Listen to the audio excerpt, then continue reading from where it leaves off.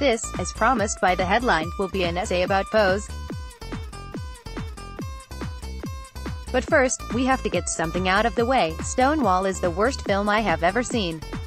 The 2015 film from Independence Day director Roland Emmerich was ostensibly about the Stonewall riots. But it found so many ways to be terrible that if you told me now that it was an elaborate exercise in trolling, my response would be, okay, that makes sense.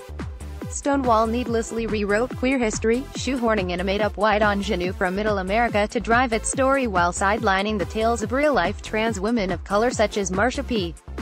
Johnson, who were instrumental to the fateful Christopher Street revolt. It billed itself as the definitive, celebratory story of the start of the modern gay rights movement, but instead it was self-indulgent and meandering with bargain bin production values. Schlock like Stonewall is why audiences have learned to temper their expectations when it comes to fictive narratives about queer people of color. Even in the queer cultural canon, people of color and trans people are largely missing from stage or screen, especially as central characters. This spring has offered renewed celebration of the boys in the band, and Angels in America, pivotal works both, on Broadway. When it comes to television, Showtime broke serious ground with Queer as Folk on the L Word, making way for HBO's Looking years later.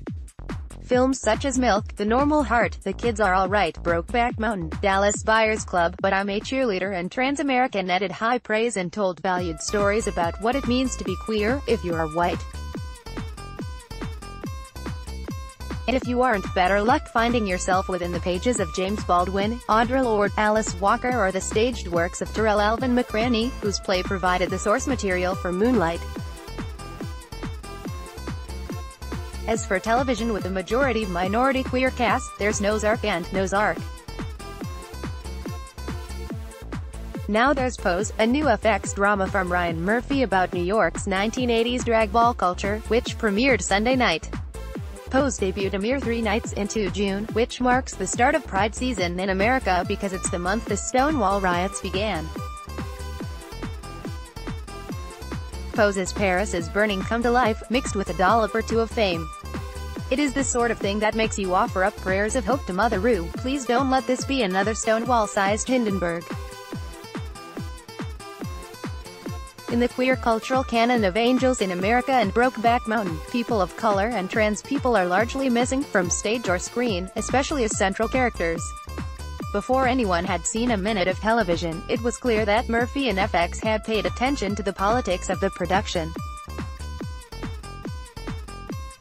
At the Television Critics Association press tour in January, Murphy and co-creator Brad Falchuk were saying all the right things about listening and humbling themselves as architects of a closed-off world in which they had little to no expertise. FX made sure journalists knew that the show's cast was composed of trans actresses of color. The word intersectionality came up a lot. The writer's room is a very intimate space, so no question is off limits. Pose writer and activist Janet Mock told me at the press tour. There's a stripping away of ego because we're all on the same level. There were a lot of conversations about blackness, about colorism, about hair textures. That's why you see the girls all with naturals. It was through the conversation we had about what it means to be a person of color, but then a person of color in the 80s, who's a woman, who's also a trans woman, who's also poor. All of that stuff comes in, and so you have to break it down to the very basic elements and then not make it too conscious that we're in the 2000s writing about the 1980s. But what about the show itself? I've watched the first 4 episodes, and I found it earnest, romantic, heartbreaking and instantly addictive.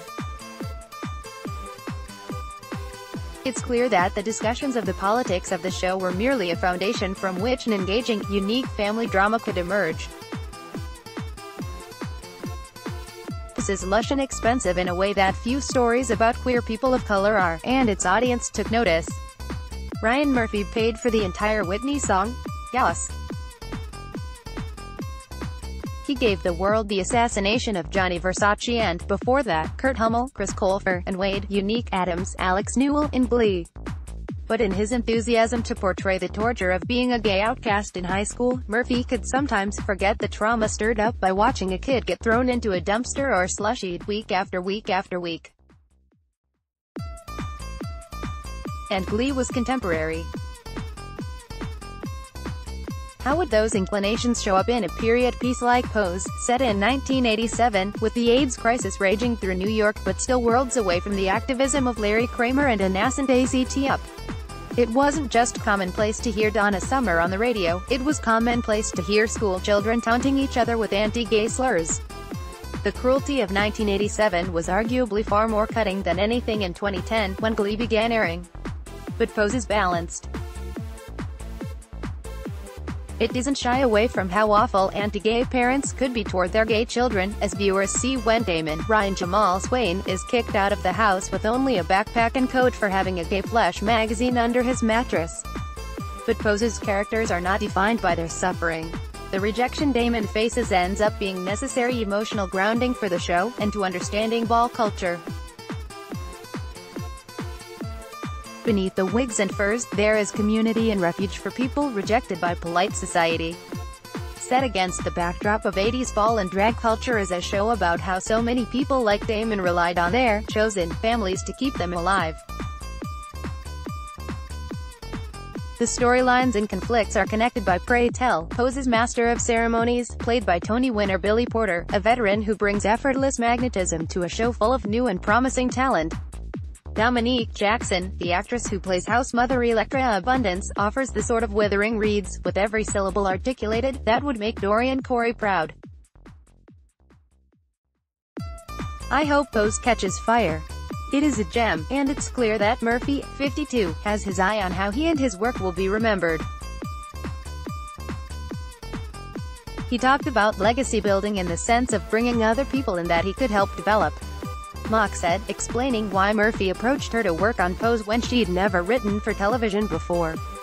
So often, Murphy's leading ladies have been straight, cisgender women deployed as high camp.